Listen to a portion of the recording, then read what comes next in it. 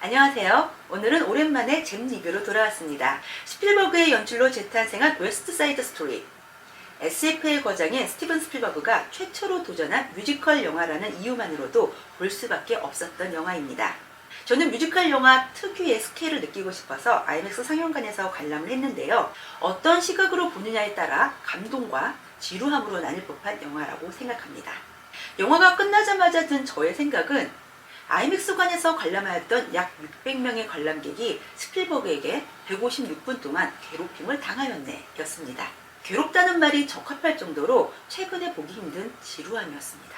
반전은커녕 뒷얘기가 궁금하지조차 않은 뻔한 스토리 전개, 공감할 수 없었던 남녀 주인공의 감정선, 매력이라고는 찾아볼 수 없는 등장인물들의 비호감성, 그리고 충분치 않았던 춤과 노래의 분량 등이 지루함을 느끼게 되는 원인이었다고 볼 수 있습니다. 50년대 뉴욕을 배경으로 구역을 두고 갈등하는 제트파와 샤크파, 그리고 제트파의 일원이었던 토니와 샤크파의 리더를 오빠로 둔 마리아의 운명적인 사랑을 통해 화해와 용서를 하게 된다는 단순한 이야기입니다.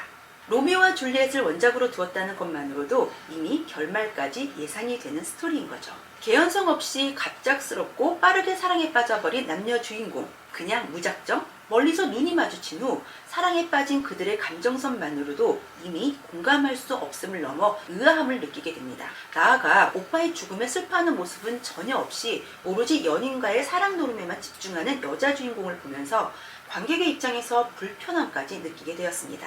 여기에 타인의 상황이나 감정에 대한 배려는 안중에도 없고 오로지 자신들의 감정과 신념 아닌 신념에만 집중하는 등장인물들은 누구 하나 사랑스럽지 않습니다.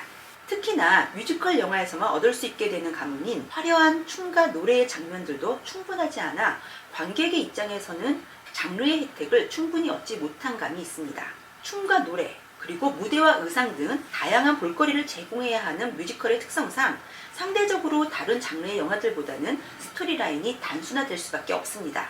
그렇기 때문에 뮤지컬 장르의 특성을 살려 화려한 춤과 노래의 다양한 장면들이 더욱 풍부하였다면 그 지루함은 감소했을 수도 있을 듯합니다.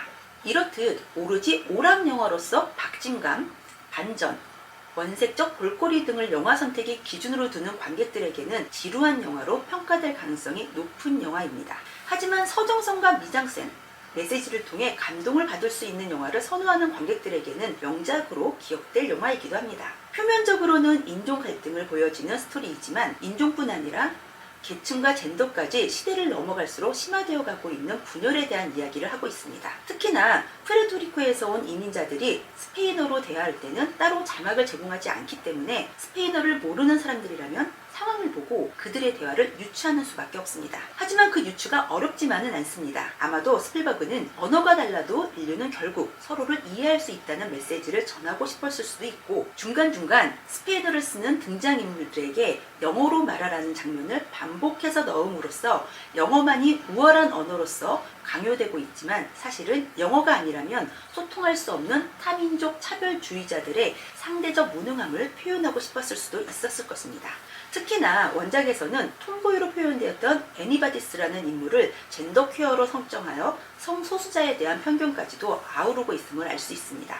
그리고 미장센 또한 꼭 짚어야 하는 부분인데요. 화면 전체를 아우르는 세피아톤의 색감과 입체적인 카메라 워킹을 영화 내내 함께 할 수 있습니다. 50년대의 감성과 현대적인 스펙타클한 스케일을 절묘하게 표현하여 뉴욕의 빈민가를 예술적이며 아름답게 느끼게 해줍니다. 너무나 유명한 뮤지컬 넘버인 투나잇, 마리아, I Feel Pretty 등은 귀를 녹인다고 할 만큼 달콤하고요. 깔끔한 안무와 그에 걸맞는 테크니컬한 댄스 실력은 뮤지컬 영화에서만 경험할 수 있는 특혜의 의미는 틀림없었습니다. 정리를 하자면 예측 불가한 스토리 전개를 통해 영화를 즐기는 사람이라면 이 영화는 추천하지 않겠습니다. 하지만 잔잔한 스토리라도 미장센과 메시지를 통해 감동을 얻을 수 있기를 기대한다면 충분히 즐길 수 있는 작품이라고 생각됩니다. 이렇게 취향에 따라 크게 호불호가 느껴질 수 있는 영화이기 때문에 북미에서 평단과 관객 모두에게 좋은 평가를 받은 것과는 별개로 흥행에서는 좋은 성적을 거두지 못한 것이 아닐까 합니다. 아마도 국내에서의 흥행 기대는 더욱 낮게 잡아야 하지 않을까 조심스럽게 예측해봅니다. 지금까지 집 리뷰였습니다.